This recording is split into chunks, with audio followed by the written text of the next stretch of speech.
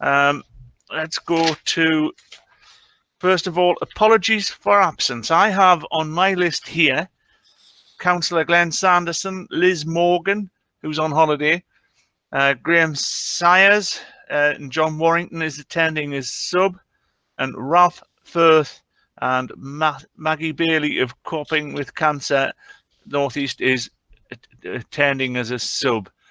Right, any from the floor? Can't see any.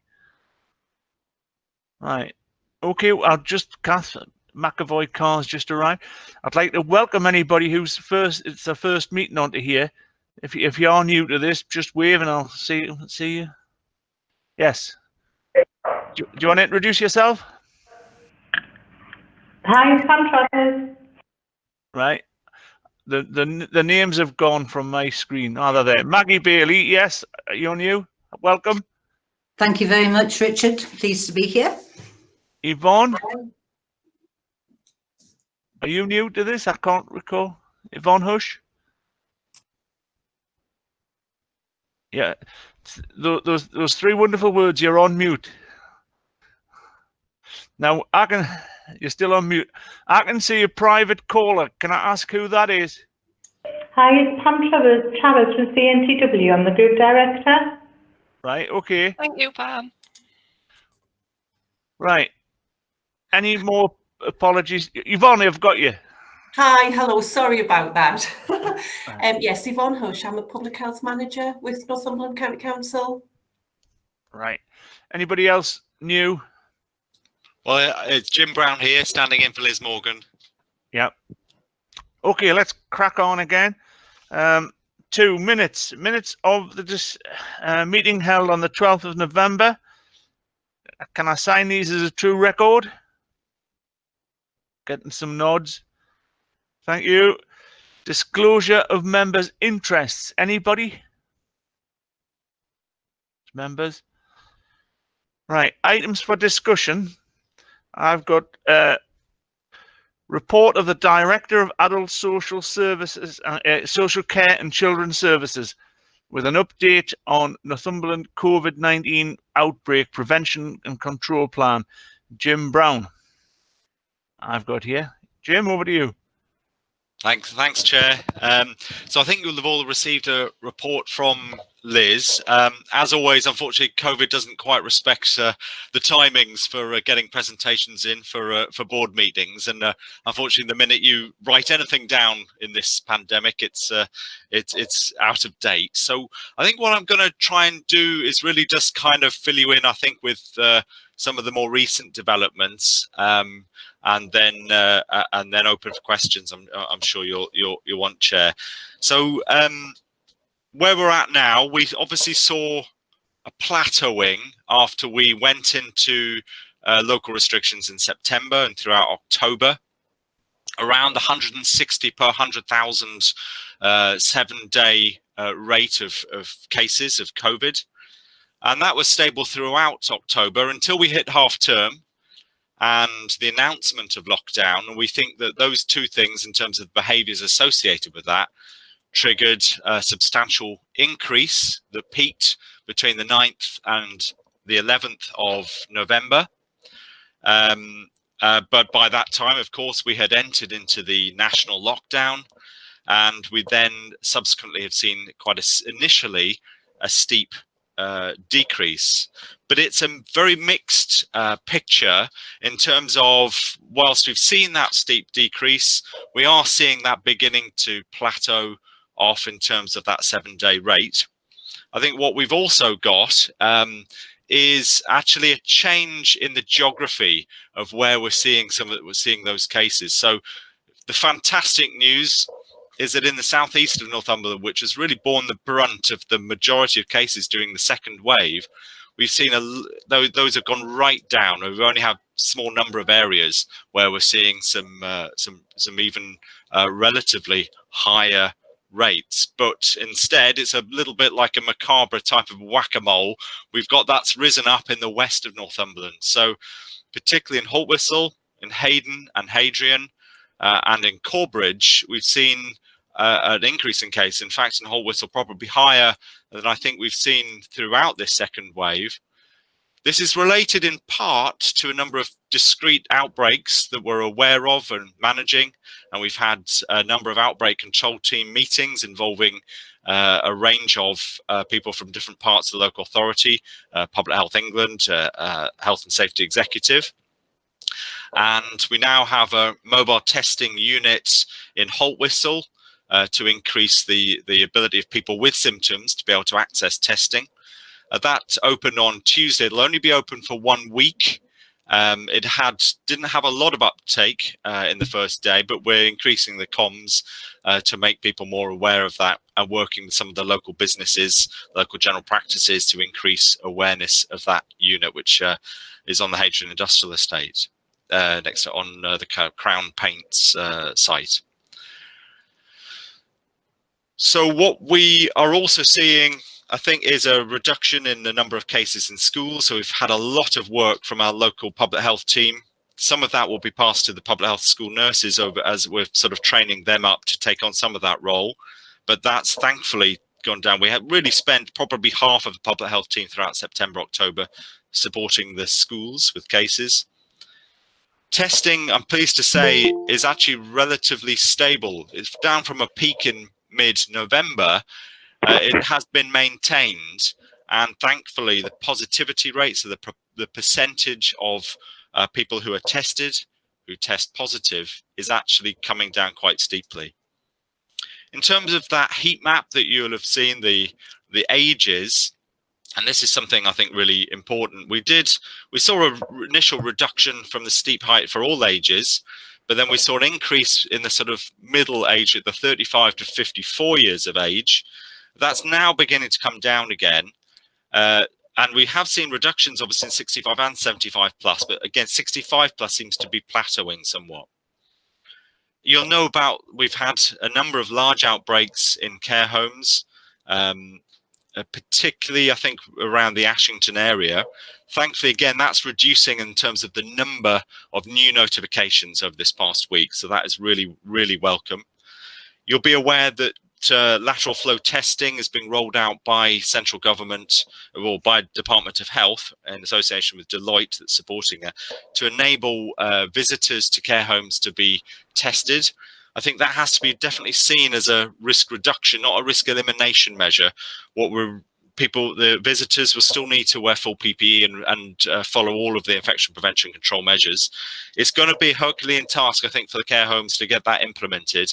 I think we're going to need to support them locally and I think manage some of the expectations of relatives. But of course, it's really welcome because I think it's been an extremely difficult time for residents and relatives alike, and a big impact, I think, on those residents not being able to see their nearest and dearest.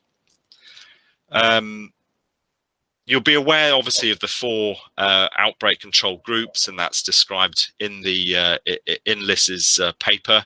And there's a huge amount of work ongoing between those 4 groups: the care sector, which also includes domiciliary care and independent supported living, as well as care homes, workplaces and businesses, schools and educational establishments, and high-risk settings and individuals.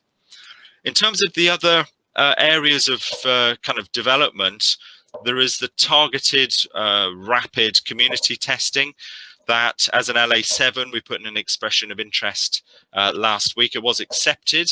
I think there's a certain degree of pressure to implement that. We didn't want to go for a kind of mass community testing, pending, I think, a full evaluation of what the evidence of the impact of that is. So we're going for a targeted approach that'll look at frontline staff, particularly fire and rescue, potentially social care, that will hopefully target informal carers to provide some regular testing for people who are looking after some of the most vulnerable, clinically extremely vulnerable in our communities, and potentially in educational establishments as well. We're awaiting confirmation whether there will be NHS test and trace. There'll be an element of that transfer in terms of the funding to a regional test and trace approach that would see a hub being set up together with actually the contact tracing also being undertaken on a regional footprint. You've seen, and I don't know if Anne will be coming in on this, the launch of the Beat COVID Northeast campaign in light of the behavioural insights work that was just launched yesterday, headed by Amanda Healy, Director of Public Health for County Durham. And I think that's going to hopefully have a very important impact. Other developments, we're seeing testing within domiciliary care that has begun to be rolled out for domiciliary care staff on a weekly basis. Again, the logistics of that together, obviously in care homes, I think is complex, but it is beginning. I think a few teething problems for some of them for sure. I think there are a number, obviously, ongoing challenges. I think with vaccination, obviously, is the most important priority for us in coming months. What we're seeing, I think, is delivery of an initial batch to Newcastle hospitals this week and next week to 2 designated sites and PCN in Cramlington and Ashington. And there was a bit of a pivot in terms of it was initially going to just focus on NHS hospital staff, but also now it's going to focus on over 80s, inpatients, outpatients in hospital, and over 80s and care home staff potentially in the primary care and in the hospital. But what we have seen is that there's going to be delays in delivery to Northumbria in terms of enabling, and that may well be January before we see that happen with the Pfizer vaccine. So I think there is really going to be a bottleneck, I think, in terms of capacity, in terms of staffing to enable, I think, all of these things to happen. It's going to need a real system, the system really working together well to enable all this. Vaccine has to be number one. I think number two, the regional contact tracing, and then the targeted community testing using these lateral flow tests. I think we saw from evidence that tier 2 prior to the lockdown managed to plateau. This is across the country, and evidence looked at nationally, was it managed to plateau cases, and it was really only tier 3 that managed to bring down cases. I think we have a concern about a reduction in testing in the run up to Christmas. If people are perceiving that they don't want to have to self-isolate if they end up having a positive test, obviously I think the campaign hopefully will counter some of that, and would really want to encourage anyone who has symptoms, loss of taste of smell, new persistent cough, a fever 37.8 degrees centigrade or above, to get testing. nhs.co.uk/coronavirus, or phoning 119 to access that test. And really the turnaround is pretty rapid within a day if people can attend, and people who can't can get home tests, and a small number via other methods including GP, but that's only limited. I think we are concerned about the Christmas bubble, the relaxation of restrictions and mixing of households. I think it's something that's extremely important to our residents, but I think that mixed with the things I've said in terms of potentially the extended hours of shopping, the increased footfall within shops that we're aware of, and potentially maybe some complacency because of the announcement of the vaccine. I think we're particularly concerned about an increase throughout December. We haven't yet seen or know what the impact is of the move out of national lockdown. But I think many of us are concerned about a potential increase through December and the beginning of January. And I think what we certainly don't want to really be seeing is kind of yo-yoing between tiers, which I think will have a particularly harmful impact on business. So I'll end there. Happy to take questions, Chair, if we have time. Right, there's probably 3 or 4 different issues in here. I think let's go Guy Renner-Thompson. Thank you, Jim. Yeah, we've seen a steady decrease in the schools apart from the Hayden Bridge partnership. Is that an outbreak within the school, or is that community transmission that's being picked up? That is both, Guy. It's There is an outbreak, yes, in the high school, and we've been working very closely with the leadership in the high school, and David Street and Audrey and team in education have been working obviously with school transport as well, because that's always a potential place for transmission. But I think both in Haltwhistle and Haydenbridge, it isn't just some of these outbreaks that we've identified, which are the cause. There is ongoing community transmission, and so there's a lot of comms in terms of social media posts directed to those areas, in terms of posters with businesses, getting the testing unit set up, working with the local general practices. Luckily, there's just a single care home in Haydenbridge, so we've given them the heads up and just reinforced, obviously, some of the measures that they need to, as with all care homes, aim to have in place. So that we'll be meeting again next week for a third outbreak control team there. But also, there's been an increase in cases in Corbridge as well. Anybody else? This is unusual. Susan, I was waiting. Yeah, I didn't want to let you down, Richard. Have we any idea at all what's going to happen on the 16th? Bearing in mind what Jim's just said about yo-yoing between tiers, because I totally agree. I think confusion and things changing for a couple of weeks and then changing again is not helpful for people's understanding and therefore compliance. So I just wondered if we had any feeling what's going to happen. Jim? Well, there will be the decision will be taken next week by Cabinet Office following the usual silver gold command, and they will be reviewing those elements in terms of the case detection rates over 7 days for all ages over 60s, the positivity rate, and the impact, of course, on the NHS, and whether that rate is going up or down. Those are the things they will look at. I think it's a really difficult decision. It's a Hobson's choice all round, both locally and I think nationally. I think in terms of trying to do the least worst option is what they're aiming to. I think we'll have a limited amount of input into that decision, given that they've got to do that over a much wider footprint than they had to do before we went into the tier system. So I think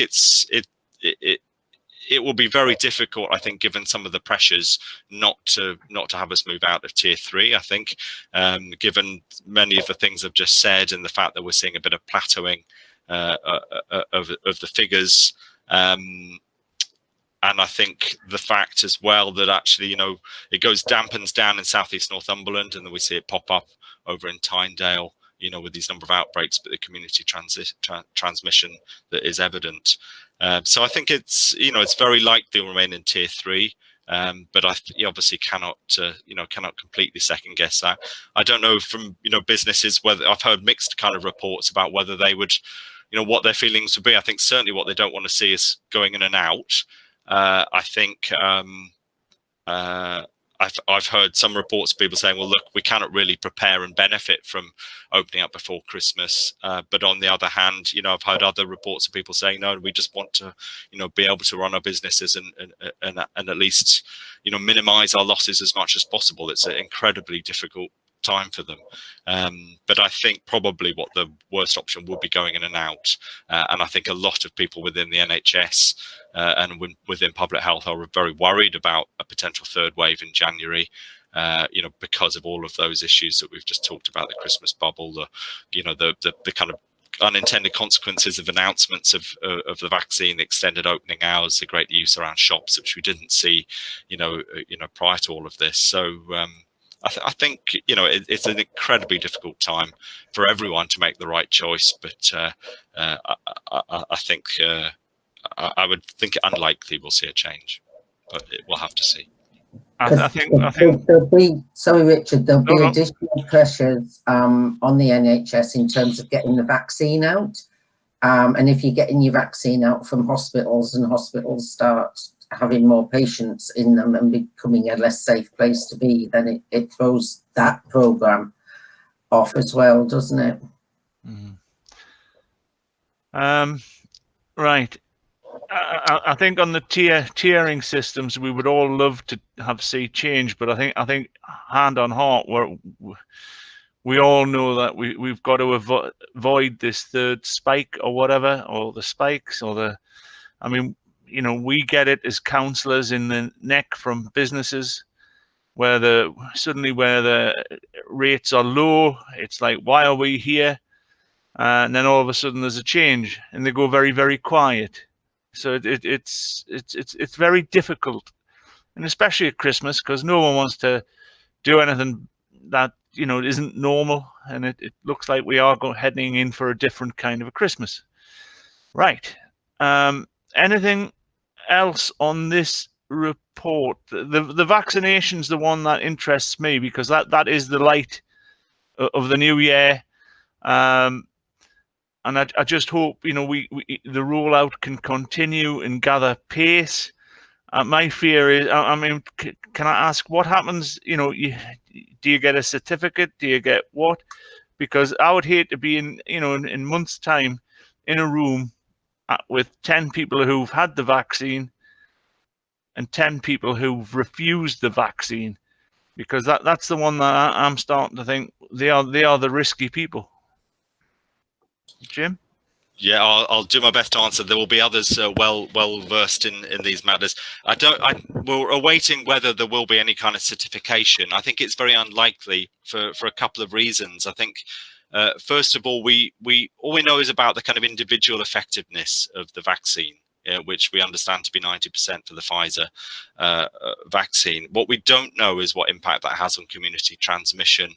And I think really what we expect, it will be some months before we can see the vaccine. We really need millions of people to be vaccinated before we can actually see it having an impact on rates in the community. So really what we've absolutely got to do, so that we don't lose all of the gains we've absolutely got to keep all of those social distancing measures, the hand space, really for coming months until we get through all of this.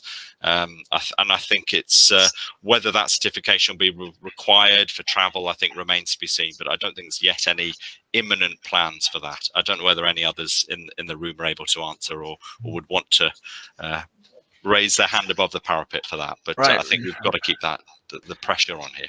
Jane Lothian's raising a hand. Jane. Yeah, I think I can answer on behalf of, John, I think John Warrington, who's here for the CCG and primary care, in terms of all the preparations. Patients might at the most be given a sticker or something to say that they've had their vaccination, which the NHSE are very kindly producing.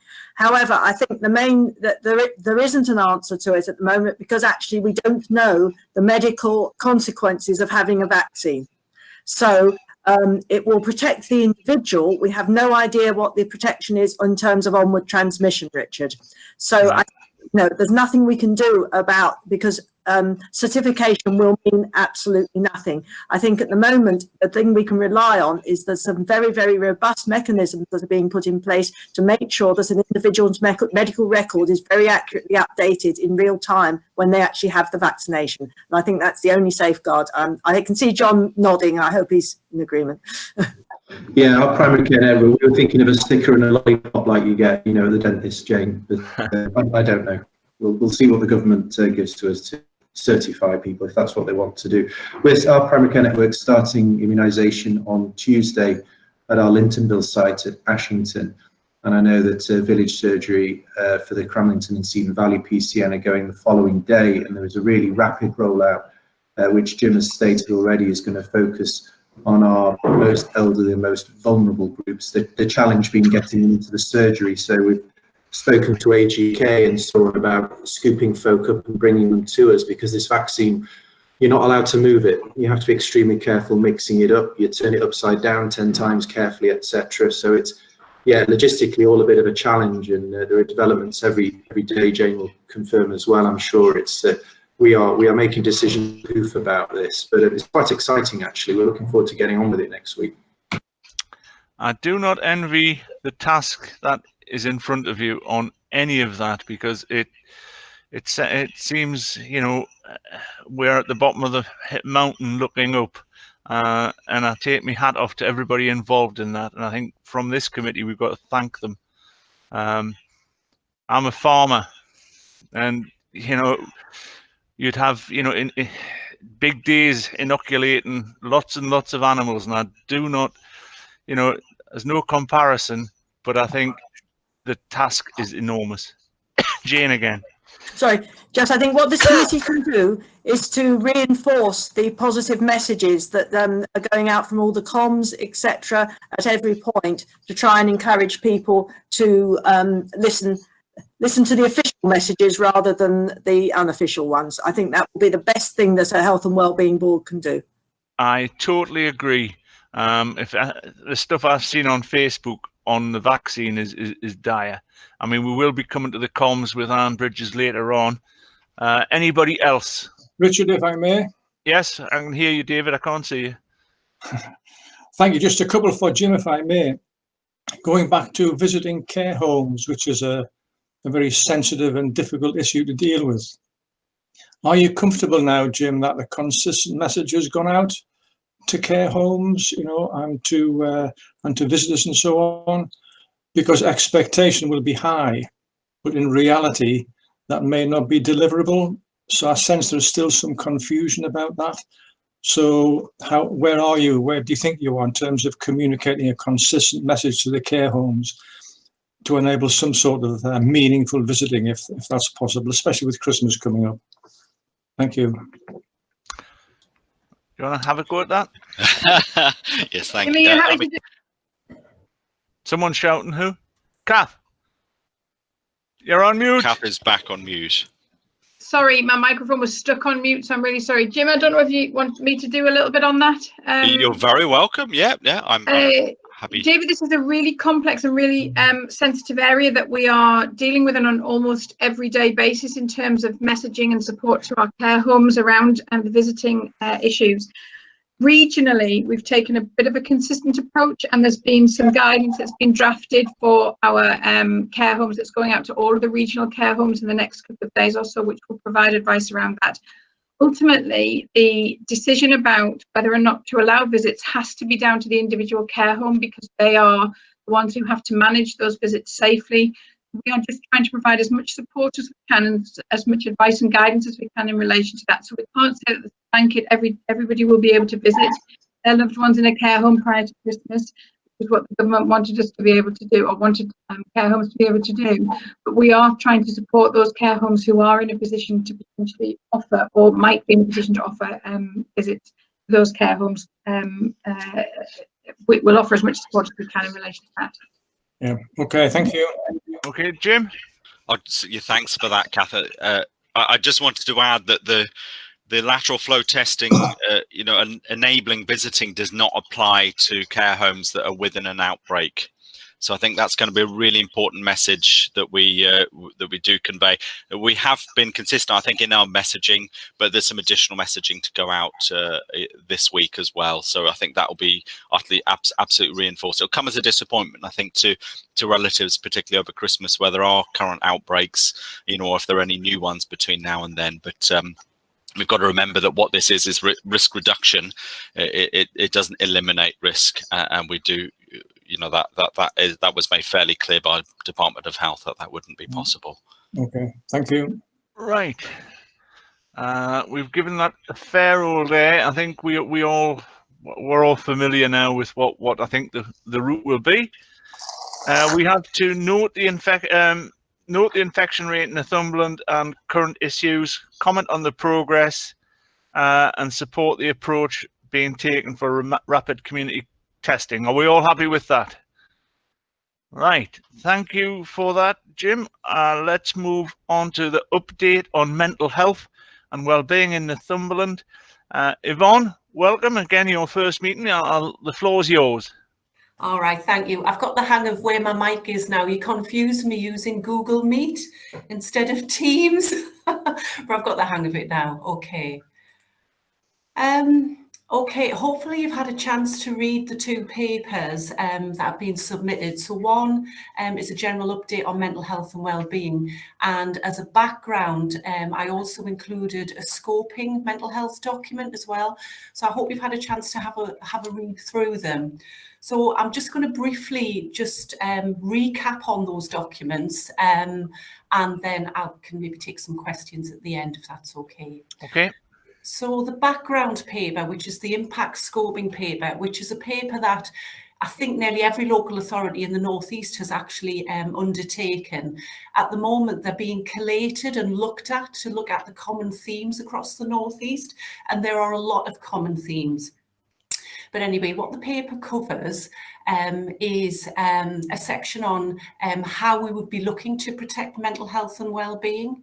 The next section looks at the mental health impacts potential of COVID-19 and how actually some of those mental health impacts will compound some of the inequalities within our communities that we're aware of. It also looks at the short-term impacts, medium-term impacts and long-term impacts of COVID-19 on mental health. So if we're looking at, for example, short-term impacts, we're looking at things like potentially anxiety, stress, loneliness and depression, and we are seeing those and being told that these things are, happening. Our service providers are seeing this. When we're looking at medium-term impacts, we're looking at things like potentially post-traumatic stress, increased risk of suicide and self-harm, and things like relationship breakdowns. Again, I'm being told by some of our service providers or charities out there, that there's a lot of issues with relationships within families. If we're looking at long-term impact, and we know that we're going to have long-term impacts from this event, we're looking at things like grief, recurrence of mental health problems, unemployment and economic crisis. But actually, when we're talking about recurrence of mental health problems, we know that there are some people who are having a recurrence of mental health issues, which they've actually managed maybe for some time, and they're now reoccurring. But what they're also seeing, and I've been told that we're seeing people coming into mental health services who have never accessed mental health services before, and they're actually having very, very complex problems that the services are trying to manage. If we're looking at how we're going to respond to these mental health impacts, we look at things like provider capacity, what have we got in the system. We need to be looking at early intervention. Of course, I'm from public health, I would always be looking at early intervention. We need to be looking at our community assets and what assets do we have in Northumberland. Self-help, collaboration, really, really important. I'm going to go on to talk about some of the partnership working in Northumberland and who we should be targeting, and the impact document does talk about some of the people that perhaps we do need to be targeting. It also includes feedback from services, some services, and examples of what services locally are telling us, and this includes their new ways of working. I specifically wanted to mention the use of digital, because a lot of services we know we're using a lot more digital, we're working in very, very different ways.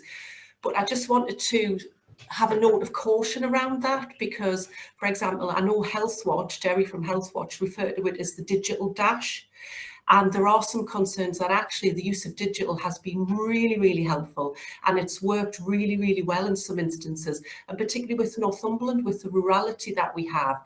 I've heard of some excellent examples of things that have been put in place, groups that have been set up, people who are accessing services, and it's working really well for them. But actually we need to remember that there are individuals out there, and that includes children and young people, who don't want to use necessarily this technology, and they really, really do need face-to-face services. So I just want you to bear that in mind.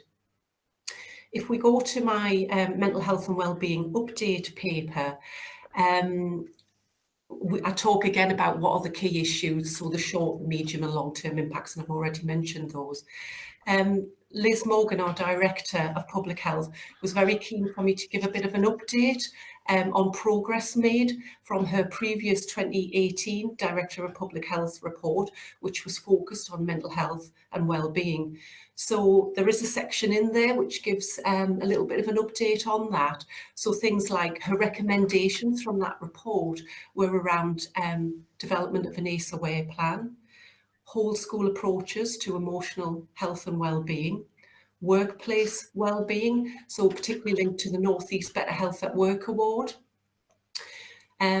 increased social connectedness. So, for example, things like our suicide prevention mental health grants that have been given out to the VCS services, things like our Communities Together project, which actually our Communities Together project, I know, was set up extremely quickly and very, very rapidly. And actually some of that was because of some of the groundwork that had already been done in relation to the locality coordinators and some other things we had it already in the system, like our support planners, our health trainers, our customer service staff, all coming together really, really quickly to have that support mechanism in place for residents of Northumberland. And then the other recommendation that we had was around us signing up to the Prevention Concordat for better mental health. So that was around cross-sector commitment to the Prevention Concordat with a really good emphasis on prevention. And actually also, so we signed up to that Concordat last December. I have to say the year has gone really, really quickly, you know, considering all the things that we've gone through this year. As part of that, now that Prevention Concordat gives us a really good framework and an idea of what good looks like when you're looking at preventative mental health. And as I said, we signed up last December. And as part of that framework as well, we also have an elected member mental health champion, Councillor Trevor Sesford, who is part of that work. As we go through the document that I've given today, there's also some direction on key principles about what a local response should be to good mental health in relation to COVID-19. So the Local Government Association and the Association of Directors of Public Health have given us those key principles. So what has our local response been to those principles? So things that we've put in place, things like partnership and alignment, our strategic and operational groups.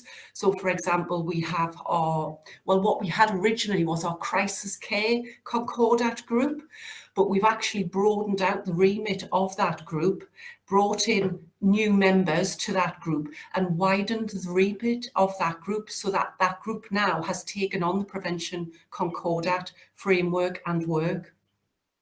Sitting under that group, we've got a mental health promotion and suicide prevention steering group, and I actually chair that meeting. So that group reports to the crisis care mental health strategic group, and then that group would then in turn come to the Health and Wellbeing Board, which is why I brought this paper today. We've then got our children's strategic groups. So we've got our children and young people's emotional health and wellbeing implementation group, which is our strategic children and young people's group. And that group is chaired by the CCG, but obviously it's in partnership with many, many other organisations, including Northumberland County Council. I mean, some of the other things we've put in place are our mental health support teams in schools. And if you remember, Northumberland was successful in getting some mental health support teams in schools in certain areas in Northumberland. And we've actually just been successful in getting a Wave 3 mental health support team. We've also got our 4-week waiting pilot programme, and we were successful with that. Not all areas in the North East were. There's our suicide prevention work, which is done at a North East level, and things that have been put in place in relation to that. I mean, excellent streams of work, things like our training hub. So we've got a training hub which is managed by Northumberland and Tyneside Mind. And what that hub has enabled us to do is for each local authority area to have access to additional and additional mental health training. Now in Northumberland, we already obviously offered mental health training via our integrated wellbeing team and via our Learning Together platform and other things.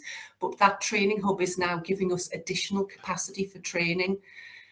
We've put in place a real-time alert system around suicide, suspected suicides. There's the Men's Project, the Be a Game Changer project, which you may have heard of, which is linked with Newcastle United Foundation and Sunderland Foundation. And there's also a stream of work around self-harm, which is really, really important. There's some other men's targeted work. You may have seen some publicity around some training for barbers shops. This is something that we really want to progress, and we want to work really closely with barber shops because rates of suicide are highest in men. So we had to think about, well, where do men go? Men, you know, majority of men go to a barber shop or a hair professional, and we want to do some more work with them. There's the work that's been done within NCC Workforce via the Workplace Health and Wellbeing Group, and they've done absolutely amazing work for staff. There's the Wellbeing for Education Return Training, which is a government-funded training programme which has been offered out to schools. We have offered that to our schools, our senior mental health leads in schools, and we made it available via our schools conference that's recently been held virtually. There's our Mental Health Leads in Schools project, so that's around our whole school approaches, and we've now got a coordinator who's actually a teacher who's on secondment into that role and has done some absolutely wonderful work with our schools. I actually just emailed her this morning and found out, because I was keen to know how many schools have actually identified a designated senior mental health lead in their schools, and she told me that there's only 2 schools in Northumberland who haven't identified a lead, so I think that's an excellent piece of work.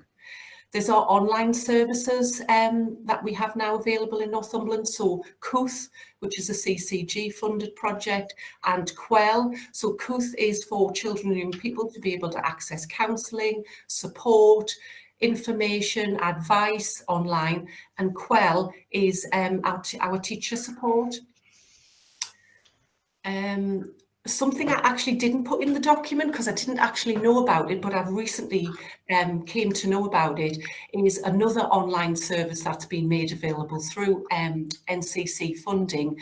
This is through our Strategic Transport and Employability team, and it's something called Silver Cloud.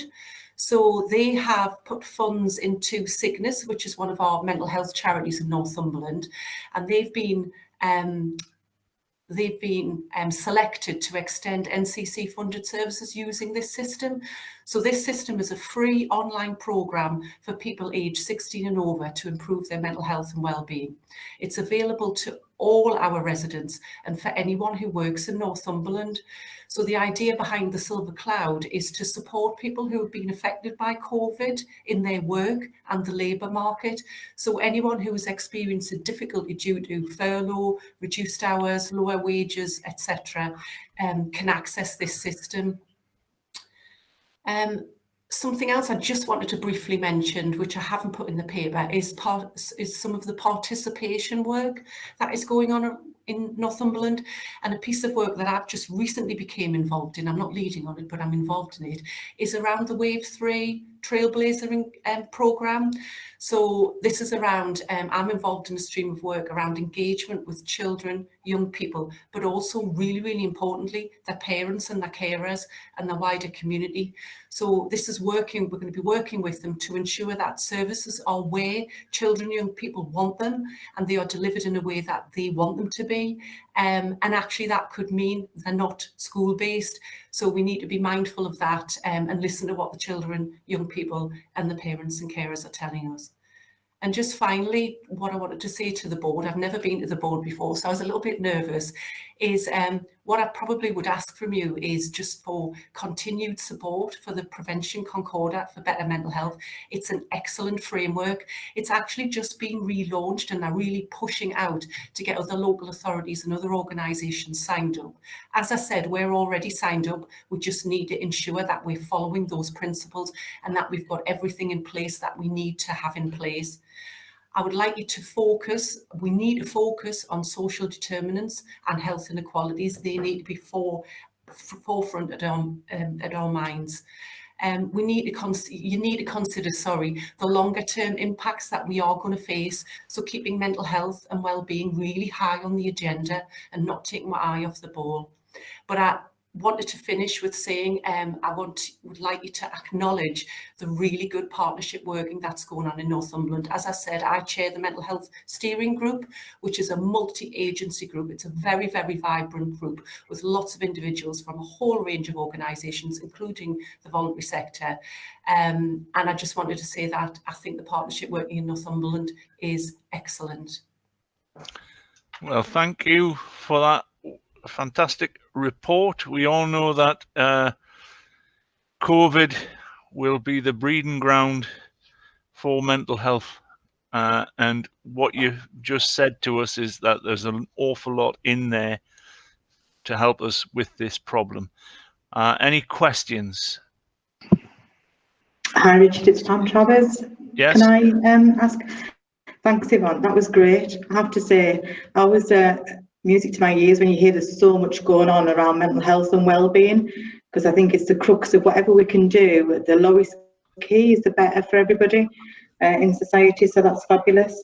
There was a couple of questions I had. One about suspected suicides. I wondered if you'd done an analysis of where they were occurring during the last year in comparison to other years. I just wondered if we've done any kind of comparison about when we're going out of furlough, in and out of different tiers, if that's having any impact on suicide. And the only other one I had was that recognition of face-to-face, again, within CNTW, to make sure we had contact with individuals. We have moved to, or moved in wave one to electronic virtual communication. Some of it's gone down really well. Some people absolutely love it, but one of the things that we're recognising is face-to-face is essential. Because within the virtual communication, you can only see so much. You don't know who else is in the room, you don't know what else is going on. So we're really pushing that back to face-to-face and doing a lot of work with our teams about how we do that whilst maintaining that virtual working that some people really, really get benefit from. But thanks very much, that was really helpful. Yeah, Yvonne, I'll go to you, but I can see you, Susan, when we go to Susan.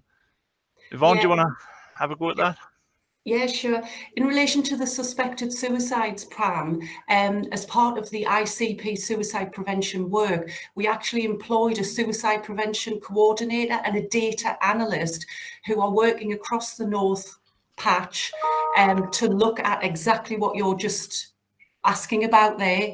So they've actually been doing some analysis for us across the region. So yes, that is actually being looked at, and that's actually maybe something we can report on at another time. The recognition of face-to-face, yes, absolutely, totally agree. We need to get back to that as well for those individuals who need it. Totally. I agree with that. I mean, Zoom meetings are great, but its limitations are being found out. Susan. Yeah, just on that point, I think the issue of somebody else being in the room is a really important one, and I'm aware, you know, when we're doing meetings, sometimes that there are other people there that we don't know about, and that doesn't matter so much as it does maybe when you're providing mental health services. I think also for older people very often, and possibly people for whom English isn't the first language, the different groups, that there's an added stress in doing things online that we don't recognise at times.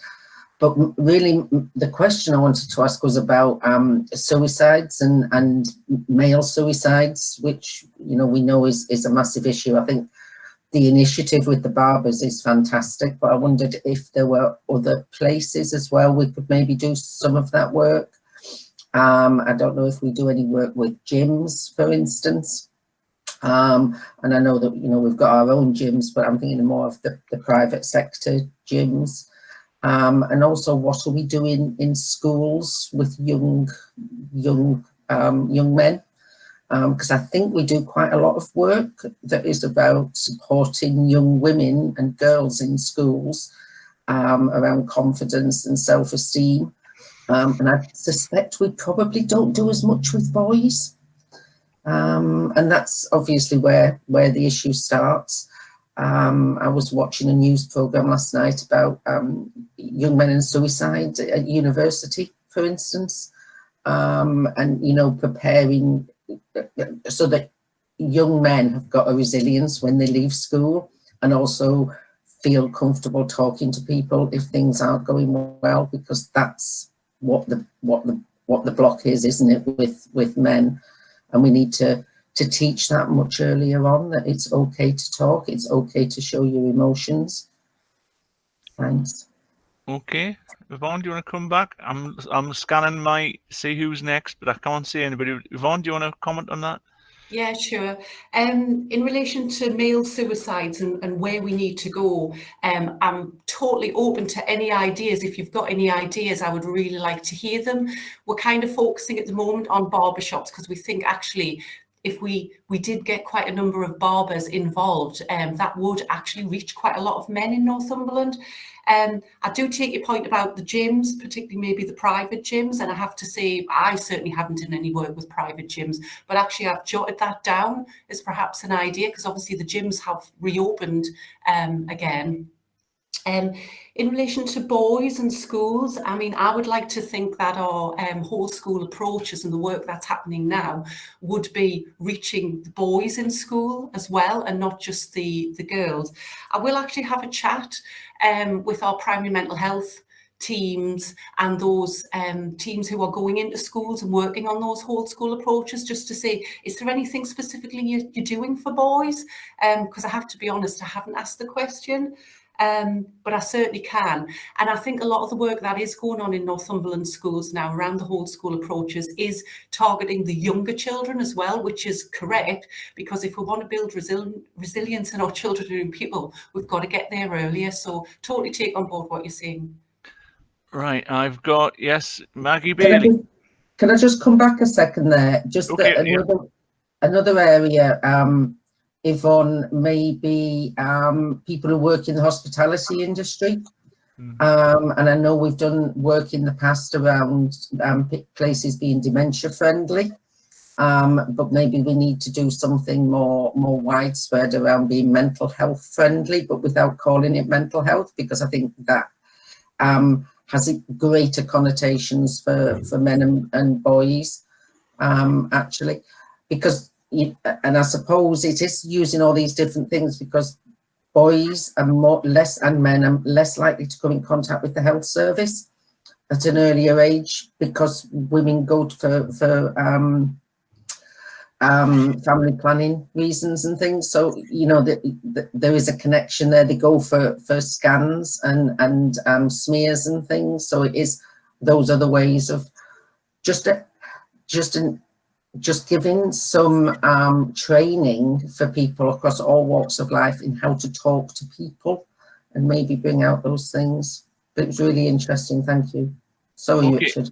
No, it's all right. I get used to it. Maggie. Okay, thanks for that report, Yvonne. It's my first time as well today, and I'm here representing the Northumberland CVA. And thank you for pointing out the excellent work that the partners are all doing, and all the service providers in the third sector have really stepped up to working together.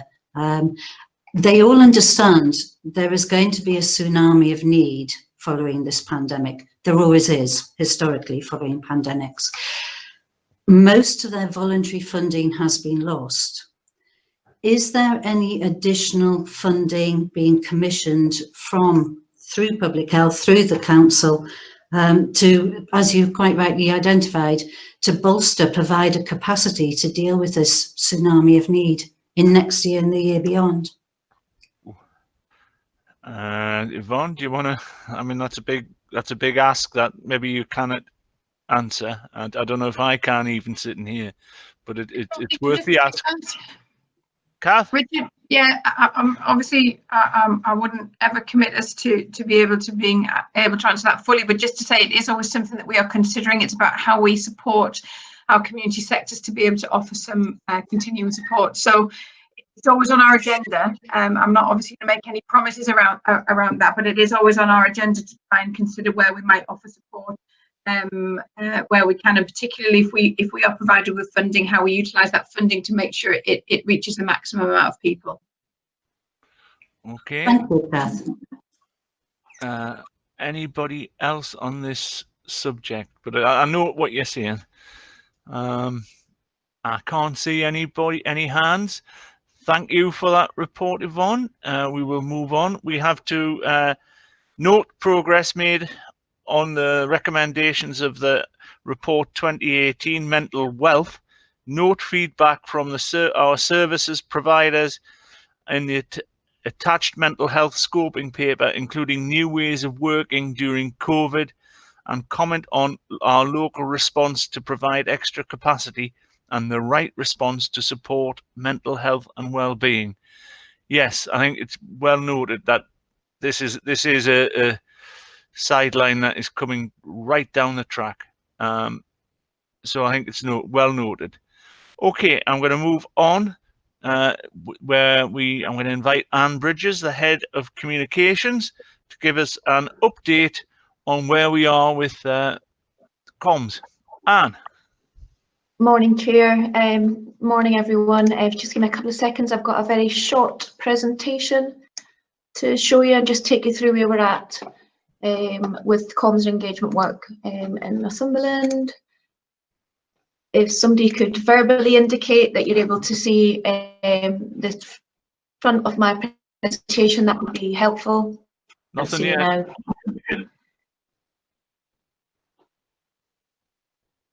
I think it maybe just takes a couple of minutes to load. Something's happening. Yeah, we've got it. Excellent. That's good news. A bit like Yvonne, I assumed this was on Teams, so Google Meets, it runs slightly slower than Teams. So I'll crack on. So in terms of what we've been doing, obviously we've been continuing to amplify the national messages in terms of that move into Tier 3 on the 2nd of December, and all the various different other announcements that have been made around Christmas bubbles, student travel, self-isolate and when to do that, the continued messages around hands, space, and we continue to work with partners across the trust to amplify their messages as well. I can come on to that a little bit more in terms of those local messages. In terms of what we're doing more locally from our point of view, obviously we moved into Tier 3 on the 2nd of December, so we've been doing everything that we can to make sure that people understand what the restrictions are and what you can and can't do. This is a postcard or leaflet that's being circulated across our social media, but through all our service areas as well. So our council tenants will get copies of it, through our decos and our Northumberland Communities Together team are fundamental in coordinating that for us, and we're working hand in hand with that team in terms of the activity that we're undertaking across communication and engagement. Moving on to the more kind of localised messages, we're continuing to support the priority settings around care homes with newsletters, posters, businesses in terms of promoting grants available to them, targeted mail shots as well on information that's specifically relevant to them. We've promoted, obviously since the non-essential retail is open now, we've been promoting safe shopping, and we know our town centres have been busy. Not quite as busy as Northumberland Street last Saturday, but they are busy. And we really do want to encourage people to shop local. You know, our businesses have had such a devastating time over the last few months, that we need people to do that in a really safe way. We continue to promote the self-isolation and that payment available to our residents, because that is a barrier to some, and across our testing sites as well. So the big message in the middle is nod to what Jim mentioned earlier, that we do have a significant outbreak in Haltwhistle and the Hayden Bridge area as well. So we've done really targeted comms, broadly, but more targeted comms in those areas in terms of support available to them. We've continued to use our Director of Public Health, Liz Morgan, who's taking a well-earned break this week, but we've continued to use her as a trusted source and a trusted voice for people.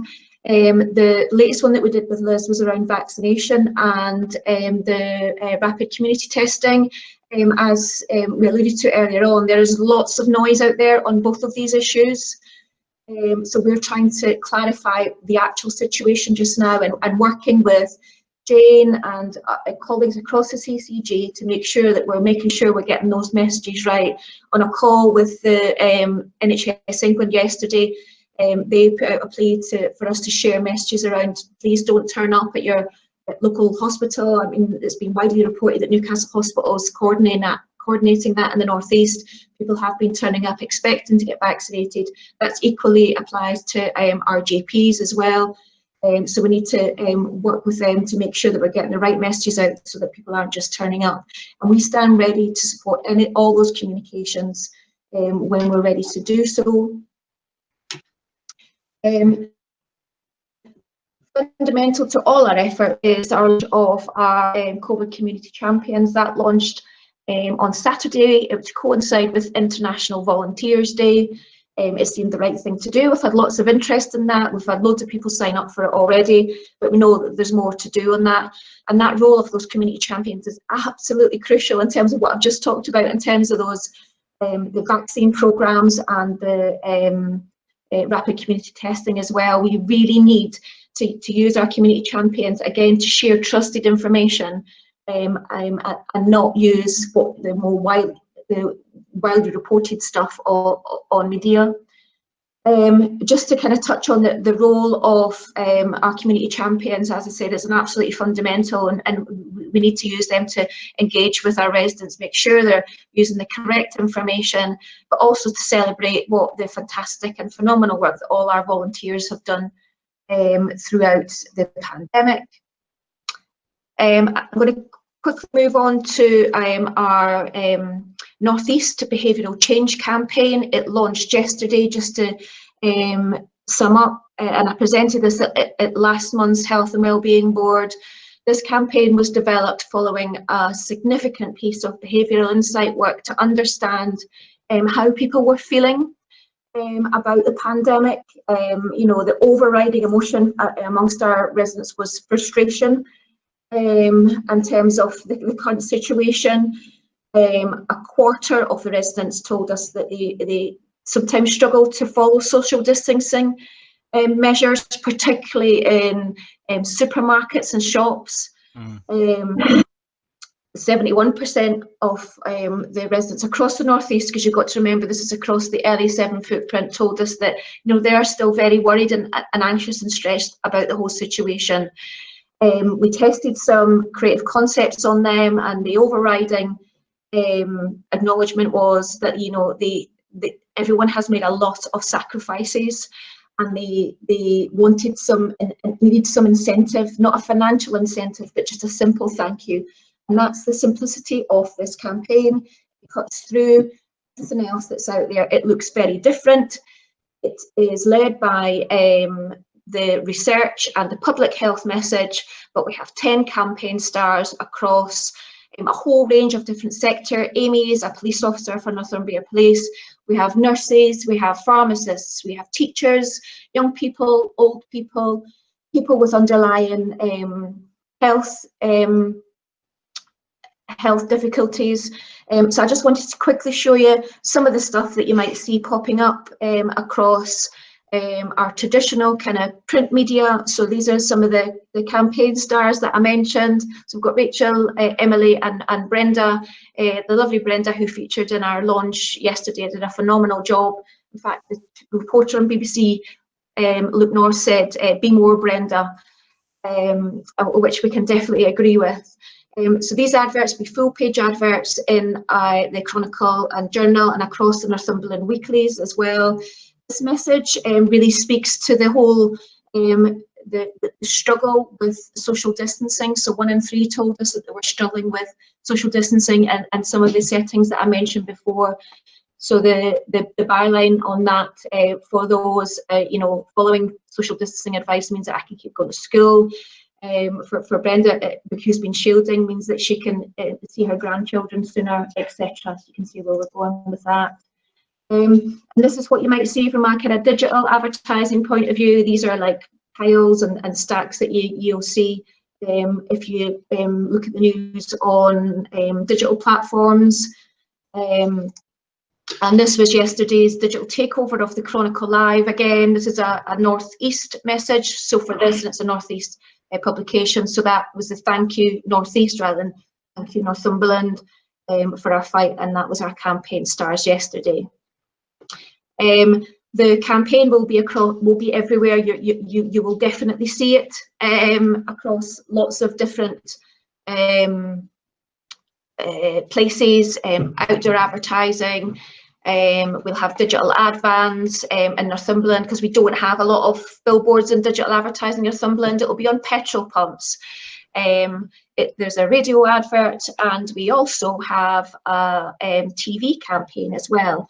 So I've stopped presenting so I can go to our YouTube channel so that I can play that to you. So if you could just bear with me 2 seconds, because we do feel that it is really powerful.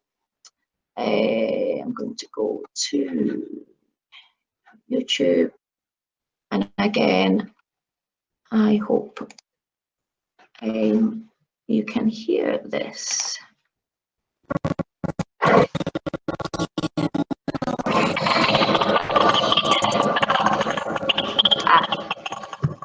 So I'm going to stop that there because it sounds like there's a with buffering. So apologies, I'll share the link with you separately because it is actually quite moving. The campaign, there's a digital hub for that campaign where all the creative work, including the TV advert, is available. It is beatcovidne.co.uk. And I'm happy to take any questions. Right. Any question? I must go to the last slide on the Chronicle page because all the young men, I think I read that story. I don't know what that was, but I think it wasn't to do with COVID, if I remember. So just to clarify, Councillor Dawes, that was just a screenshot from yesterday's Chronicle. It was a random screenshot. I was showing you what was around the outside rather than the story itself. Yeah, I read the story. Okay, any questions? Come on. Susan? I can't see or hear anybody. David Thompson, you're letting me down here. No questions at all. Can I just say it's really good. I mean, there's no questions because I think Anne's got it covered, and I think both our local communications and our regional communications are really, really good. And things would be so much worse if they weren't that good, because I think the message gets through on so many different levels to different groups. So just thank you. Richard. Yes. Richard, if I may, so I wouldn't want to disappoint you any further before Christmas. Just to I've just been sort of sat here quietly listening to all the presentations on COVID, on mental health and communication, and it's quite astonishing, the depth and breadth of work, and the number of people who are, committing themselves to helping people, getting messages across. It's quite outstanding. I'm sure it's replicated all over the country, but I think as just an ordinary resident, not a member of this board, as an ordinary resident, I think we should all take enormous pride in what is being done individually and collectively, on mental health generally and COVID in particular. So I think just from an ordinary citizen, I think it's very, very reassuring that there's a lot of work going on behind the scenes, and I trust it will be well recognised now and in the future. It's just quite outstanding. Yep, I echo all of that, and keep going. You're doing a great job. And I think that comes from all the councillors, because we do have weekly briefings, and whether they're good or bad or indifferent, we try to get everything out to everybody. Councillor Jones. Yes, thank you, Chairman. I mean, I just want to say thank you, really. I mean, it's sometime, you know, at the beginning of this, at the end of the summer, we talked about, not the beginning of the COVID, but at the end of the summer, we talked about how we could get that message out. And we had a whole pile of ideas that we all passed around. But actually, Anne, you've done a brilliant job on it, thinking up all those ideas and the amount of places it's gone to, and the different messages. And I'm particularly keen on the community champions. You know, it was again an idea that came out of that group, and just seeing it is just really impressive. So thank you for all you've done. I think it's really important. Thank you for that, Mr. Jones. Right, I see no further hands. Health and Wellbeing forward plan. See, are we happy with forward plan? No one wants to add, or if you do, yes, Maggie? Hi, yes, I'm mindful I'm first time here to this group, but I did notice there was nothing in the forward plan about the VCSE sector. And I don't know whether you've had an update from Northumberland CVA as a regular thing, whether we can add that in to maybe look at it sometime around the May, June time. Okay, Andrea, can you note that and put that in? We can discuss, and it hopefully will arrive. Will do. We normally receive an annual report. Right. Okay, that's that one. I'll move to item 6, urgent business. I have none. Item 7, we will see you next year on the 14th of January, hopefully. We might have changed a tier, but I think we all know, I think that, you know, it's going to be a different Christmas, and I'd like to wish you all a happy and Merry Christmas, and I'll buy all the drinks in the pub tonight if you're there. What pub, Richard? Yeah, I'm very generous today. So thank you all for your work that we do. Let's hope that Christmas doesn't give us some presents that we don't want, and hopefully we can, you know, enjoy Christmas and come back and get on with the job what we're doing. So thank you all for your work this year, and if you can, have some time off. Okay, I'll close the meeting unless someone's got anything really to say. No? Thank you. All the best. Thank you. Thank you. Bye. Thank you.